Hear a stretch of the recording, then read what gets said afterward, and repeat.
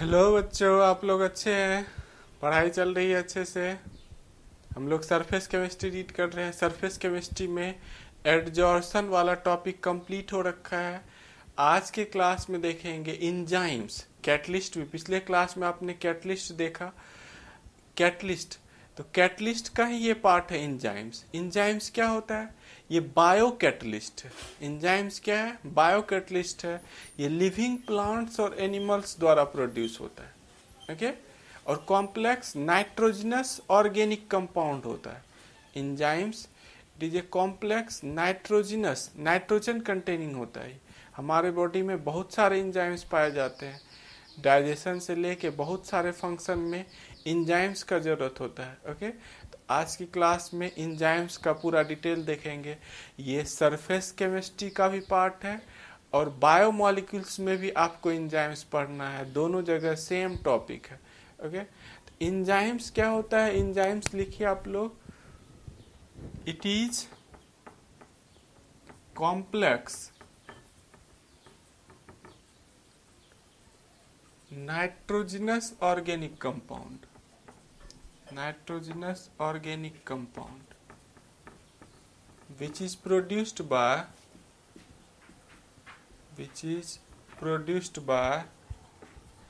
living plants।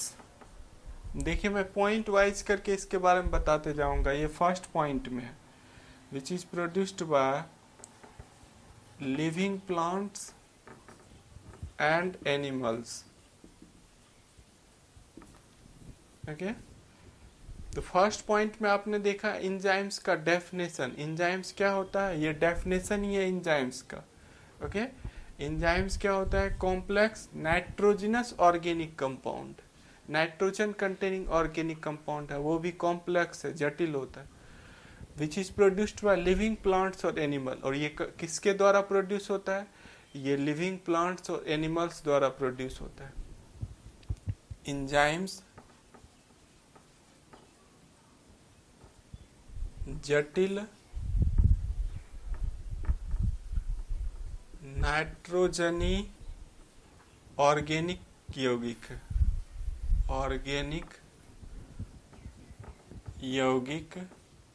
है जो जीवित पौधे या जंतु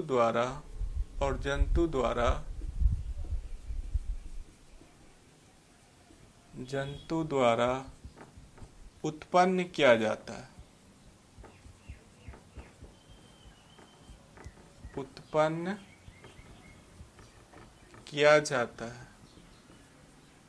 ओके, समझ में आ गया होगा। लिविंग प्लांट द्वारा ये प्रोड्यूस होगा। आपको याद रखना, ऑब्जेक्टिव क्वेश्चन भी इस पर दे सकता है आपको। Enzymes is a complex nitrogenous organic compound. Enzymes क्या होता है? Complex nitrogenous organic compound. Okay, may भी आप कॉपी कर लिए होंगे। ये फर्स्ट पॉइंट है, आप नंबरिंग करके भी लिख सकते हैं। जैसे ये फर्स्ट पॉइंट हो गया या स्टार दे दिए। सेकेंड पॉइंट में इंजाइम्स का और प्रॉपर्टी में बताने जा रहा हूं। आप देखिए, पूरी तरह से मैं छोड़ देता हूं, बोर्ड आप कॉपी कर रहे होंगे। सेकेंड पॉइंट लिखिए इसके बारे में।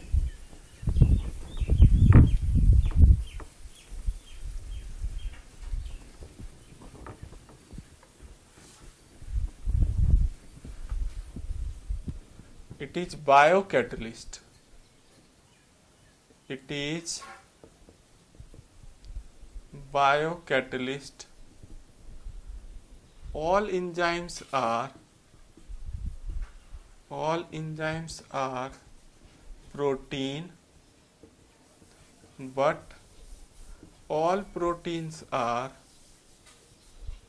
not enzyme. Enzyme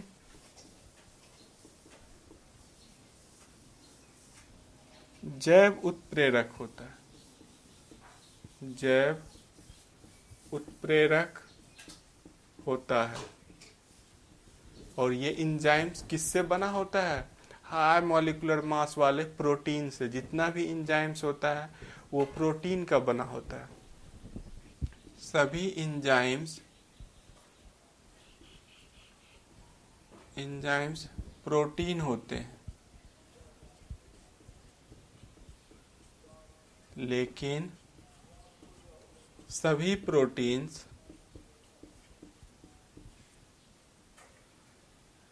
protein enzymes नहीं होते हैं।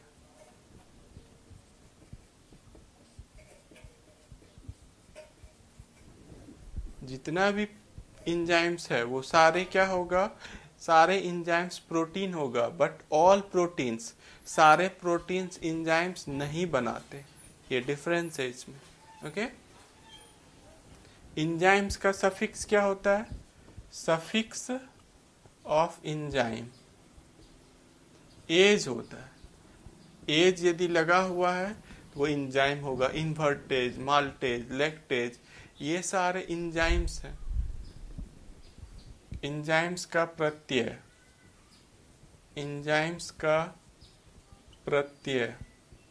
एज होता है। Maltase, lactase. ओके, कॉपी कर लीजिए आप इस पार्ट को। ये सेकेंड पॉइंट था।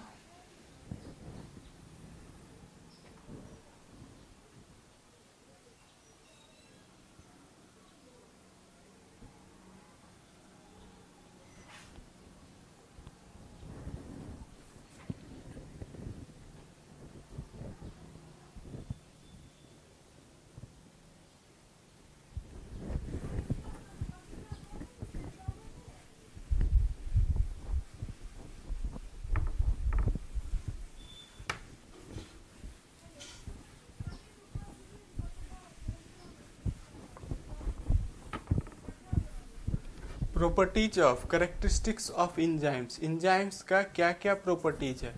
प्रॉपर्टीज ऑफ इंजाइम्स, इंजाइम्स के गुण। इंजाइम्स के गुण क्या क्या इसमें कैरेक्टर होता है? First point, enzymes are highly efficient. Enzymes highly efficient होता है। 1 मॉलिक्यूल इंजाइम 1 मिनट में 1 मिलियन रिएक्टेंट को प्रोडक्ट में कन्वर्ट कर सकता है। अब इसकी एफिशिएंसी आप समझ सकते हैं। 1 मॉलिक्यूल, एक अणु इंजाइम्स का 1 मिनट में 1 मिलियन, 10 लाख रिएक्टेंट को प्रोडक्ट में कन्वर्ट कर सकता है 1 मिनट में। इतनी ज़्यादा एफिशिएंसी होती है। फिजिक्स में आप एफिशिएंसी पढ़ते हैं, दक्षता। Enzymes are highly efficient. Enzymes are highly efficient.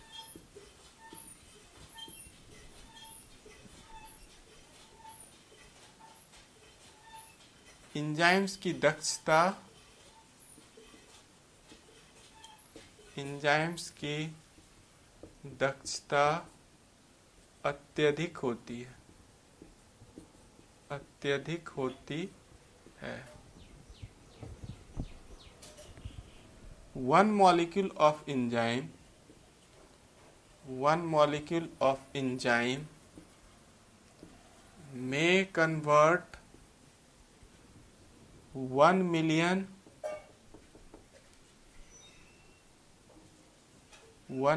reactant into product per minute।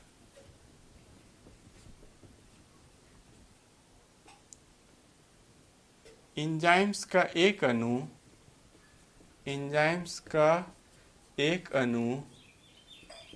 1 minute में 10 लाख अभिकारक को उत्पाद में परिवर्तित कर सकता है। ओके, समझ पा रहे हैं आप? देखिए, पहले भी मैंने एक्सप्लेन किया, इसकी एफिशिएंसी बहुत ज़्यादा होती है, हाई एफिशिएंसी होती है। ओके, हाईली एफिशिएंट होता है, दक्षता जिसको बोलते हैं। वन मॉलिक्यूल, एक मॉलिक्यूल एंजाइम्स का 1 मिनट में 60 सेकेंड में 10 लाख रिएक्टेंट को किसमें कन्वर्ट कर सकता है, प्रोडक्ट में ले जा सकता है। अब समझ सकते हैं ये कैटलिस्ट कितना ज़्यादा एफिशिएंट वाला है।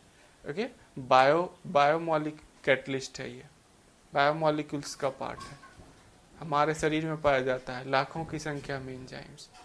Okay, maybe copy. First point आपको properties of enzymes, first point समझ में आ गया होगा, आपने कॉपी कर लिया होगा। नेक्स्ट पॉइंट देखिए मैं बताने जा रहा हूं। Second point, enzymes are highly specific in nature. Enzymes are highly specific in nature.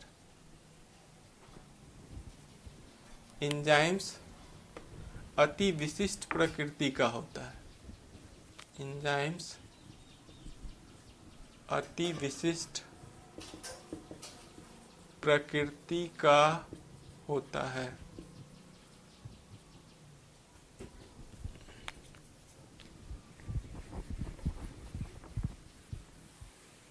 क्या मतलब है इसका? Enzymes are highly efficient means क्या है? Enzymes are highly efficient means क्या हुआ? ये अति विशिष्ट प्रकृति का होता है, मीन्स किसी खास रिएक्शन के लिए खास एंजाइम्स की जरूरत होती है। ये नहीं कि एक ही एंजाइम से सब रिएक्शन हो रहा है। जैसे की लॉक रिलेशन, ताले चाबी का जो संबंध होता है वही सबस्ट्रेट और एंजाइम्स का रिलेशन होता है। आप देखते हैं एक कंपनी में, लिंक कंपनी ले लेता हूँ, उसका एक ही 7 नंबर का ही ताला बहुत सारा ले लेता हूँ, एक चाबी से सब ताला खुलता है क्या? नहीं खुलेगा। जो जिसका चाबी है उसी से वो खुलता है। तो जो एंजाइम्स जिस रिएक्टेंट पर एक्शन लेता है वही उस पर एक्शन लेगा। ये नहीं कि एक ही एंजाइम से बहुत सारे रिएक्शन होगा।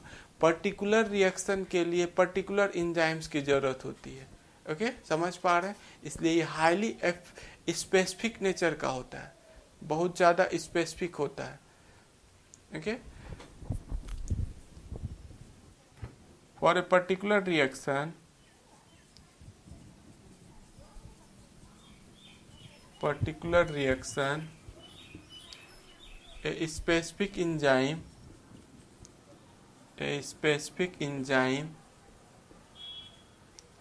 is used. Relation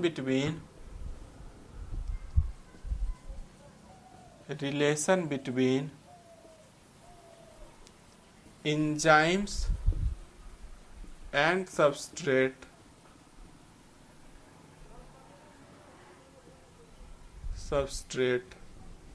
is just like key lock relation.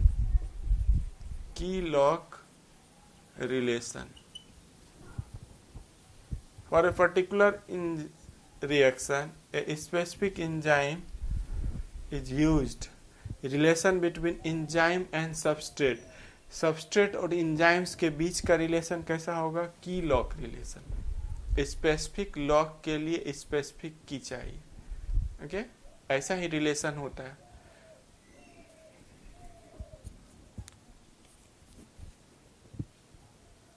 मे भी कॉपी किया होगा आपने।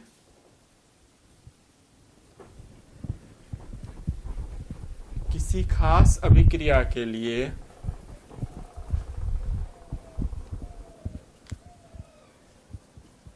किसी खास अभिकारक के लिए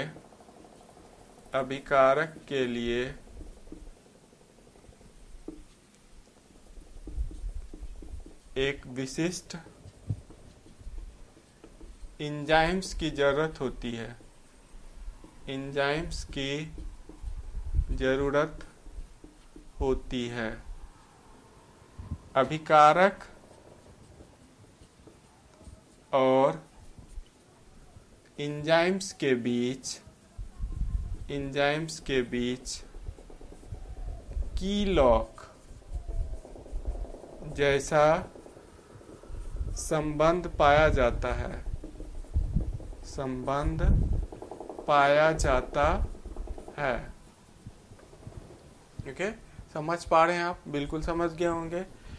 किसी खास अभिकारक के लिए, कोई खास रिएक्टेंट है, उसके लिए एक विशिष्ट एंजाइम्स की जरूरत होगी। हर रिएक्शन में अलग एंजाइम्स की जरूरत होती है, एक ही एंजाइम से सारे रिएक्शन नहीं होंगे। अभिकारक और एंजाइम्स के बीच की लॉक जैसा संबंध पाया जाता है। मीन्स ताला चाबी का जो संबंध होता है वही रिएक्टेंट और एंजाइम्स के बीच पाया जाता है। वही संबंध किसके बीच पाया जाएगा? रिएक्टेंट और एंजाइम्स के बीच पाया जाता है। ओके, मे भी आपने कॉपी किया होगा सेकंड पॉइंट। देखिए मैं अब थर्ड पॉइंट बताने जा रहा हूं।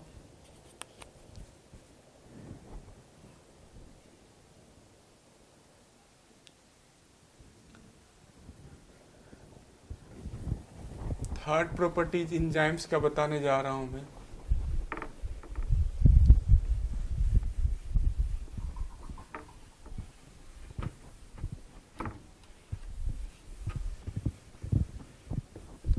थर्ड प्रॉपर्टी क्या है?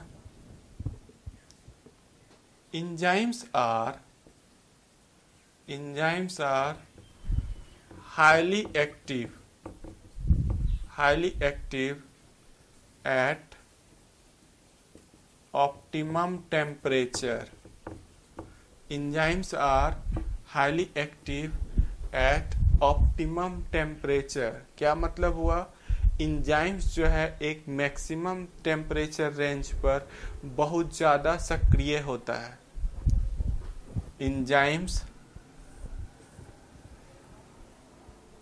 इंजाइम्स आर हाईली एक्टिव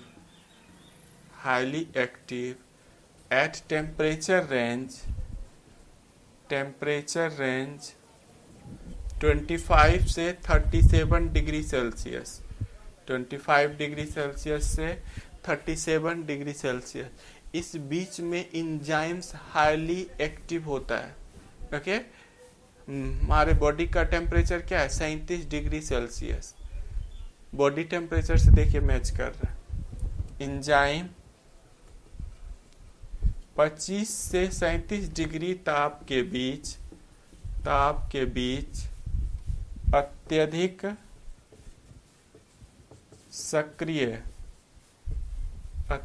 सक्रिय होता है। आप देखते होंगे बहुत ज़्यादा जब गर्मी रहती है, टेम्परेचर 40 के अराउंड हो जाता है, तो डाइजेशन प्रॉब्लम हो जाता है, किसी को वोमिटिंग होने लगती है, शरीर में बहुत सारे एबनॉर्मल प्रॉपर्टी शो होने लगता है। ऐसा क्यों होता है? हमारे बॉडी का जो इंजाइम्स है वो 37 डिग्री सेल्सियस तक ही नॉर्मल काम करेगा। जैसे ही उससे ज़्यादा टेम्परेचर होगा वो डिकम्पोज करने लगता है, वो डीनेचर्ड होने लगता है, अपना प्रॉपर्टी सही से शो नहीं कर पाता है। इसीलिए या तो बहुत लो टेम्परेचर पे यदि आप हैं, सर्दी बहुत ज़्यादा आपको लग रही है, ओके, बॉडी टेम्परेचर मेंटेन नहीं हो पा रहा, या बहुत ज़्यादा गर्मी है, दोनों ही कंडीशन में बॉडी का जो एंजाइम्स है वो नॉर्मल फंक्शन नहीं करता है। ओके, और बॉडी अनकंफर्टेबल फील करता है। आप समझ पा रहे होंगे कि हम लोगों को गर्मी में क्यों परेशानी होती है, किसी को बेचैनी होने लगती है, वोमिटिंग हो गया। ओके, इसका रीजन है एंजाइम्स फेनोमेना। बॉडी में हमेशा एंजाइम्स काम करते रहता है। ओके, कोई ना कोई एंजाइम्स काम कर रहा है। आप सोए हुए हैं, जगे हुए हैं, खा रहे हैं, लेटे हुए हैं, दौड़ रहे हैं, हमेशा एनी टाइम एंजाइम्स अपना काम करते रहता है। लाखों की संख्या में हमारे शरीर में एंजाइम्स। ओके, मे भी आपने कॉपी किया होगा। याद रखना आपको टेम्परेचर रेंज क्या होता है? 25 से 37 डिग्री सेल्सियस। इसी टेम्परेचर पर एंजाइम्स हाईली एक्टिव होता है। थर्ड पॉइंट आपको समझ में आ गया होगा। फोर्थ पॉइंट देखिए बताने। Enzymes are highly active at optimum pH. PH scale पता है आप लोगों को, एसिडिक, बेसिक, न्यूट्रल, किस समय ज़्यादा एंजाइम्स किस समय ज़्यादा एक्टिव रहेगा। Enzymes are highly active at pH range, pH range 5 to 7। जब पीएच कितना होगा 5 to 7 होगा, उस समय एंजाइम्स बहुत ज़्यादा एक्टिव रहता है। एंजाइम्स 5 to 7 पीएच के बीच अत्यधिक सक्रिय रहता है। इससे ज़्यादा या कम होने के बाद पीएच एबनॉर्मल प्रॉपर्टी शो करने लगता है। ओके, एंजाइम्स तुरंत डीनेचर्ड हो जाएगा, वो अपना प्रॉपर्टी लॉस कर देगा। डीनेचुरेशन हम लोग पढ़ेंगे, बायोमोलिक्यूल्स में पढ़ना है, वहाँ इसके बारे में जानेंगे। ओके, मे बी आपने कॉपी किया होगा।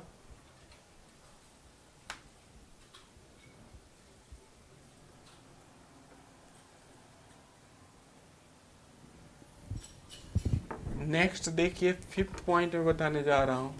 लंबा लिस्ट है एंजाइम्स के प्रॉपर्टीज का। 5th point, activator and coenzymes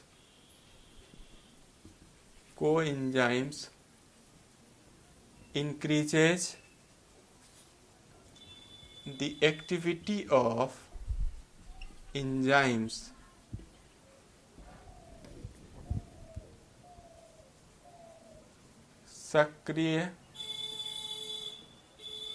सक्रियता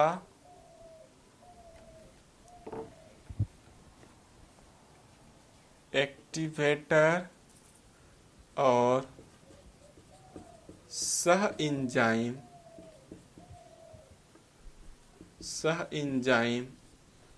एंजाइम की सक्रियता को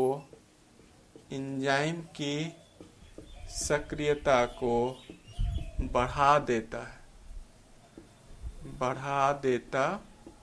है। एक्टिवेटर और कोएंजाइम्स क्या होता है, एंजाइम्स की सक्रियता को, एक्टिविटी को बढ़ा देता है। ये एक्टिवेटर और कोएंजाइम्स क्या होता है मैं अभी बताने जा रहा हूँ। पहले आप इसको कॉपी कर लिए होंगे।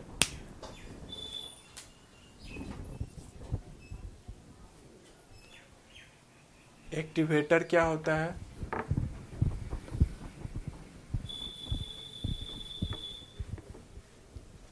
एक्टिवेटर it is generally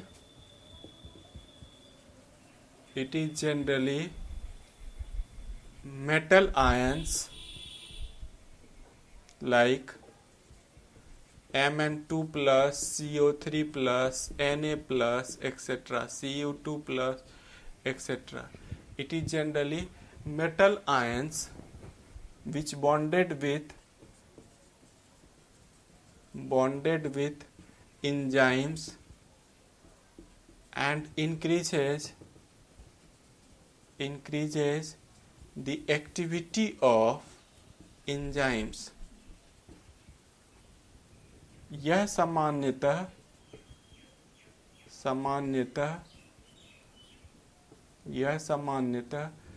धातु आयन होता है जो एंजाइम से जुड़कर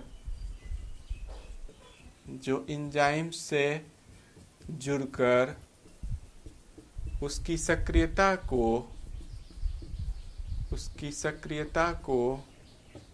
बढ़ा देता है।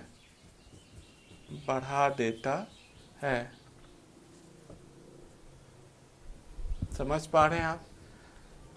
एक्टिवेटर क्या होता है, एक्टिवेटर मेटल आयंस होता है। हमारे शरीर में बहुत सारे मेटल आयंस पाए जाते हैं, तो ये कुछ मेटल आयंस होता है जो एंजाइम्स के साथ बॉन्डेड होकर एंजाइम्स की एक्टिविटी को और बढ़ा देता है। एंजाइम्स की एक्टिविटी को क्या करता है, और बढ़ा देता है। That is called activator. Activator याद रखनी है आपको, activator is a some metal ions. Okay, मैंने लिख रखा है, मे भी आप कॉपी कर लिए होंगे। अब कोएंजाइम्स क्या होता है?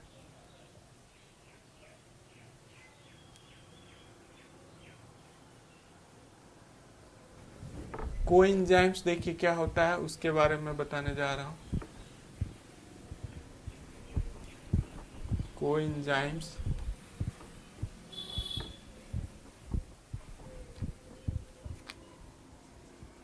कोएंजाइम्स आपको मैंने अभी बताया। इंजाइम्स क्या होता है? प्रोटीनस सब्सटेंस होता है। इंजाइम्स प्रोटीन से बना होता है, लेकिन कोएंजाइम्स नॉन प्रोटीनस सब्सटेंस होता है। इट इज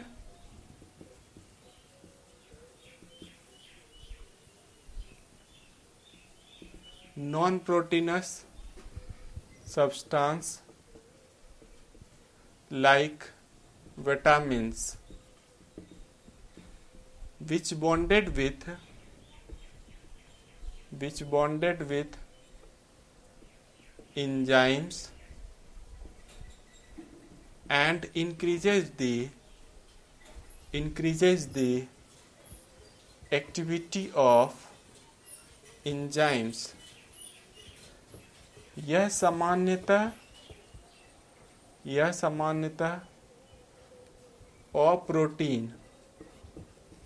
अप्रोटीन पदार्थ जैसे विटामिन्स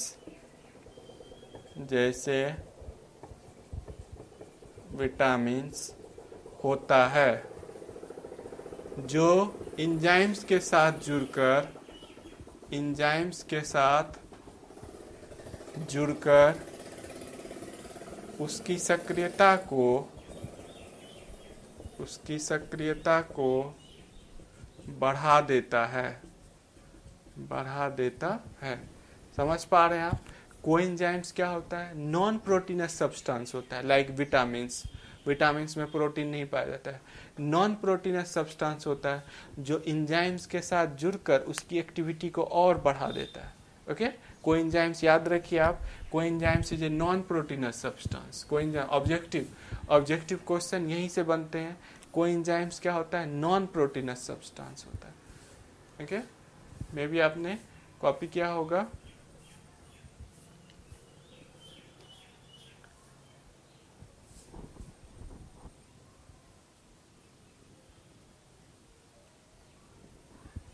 कोएंजाइम्स भी आपको समझ में आ गया होगा। यह नॉन प्रोटीनस सब्सटेंस होता है जो एंजाइम्स के साथ जुड़कर उसकी एक्टिविटी को बढ़ा देता है। नेक्स्ट 6th नंबर में इनहिबिटर एंड पॉइजन।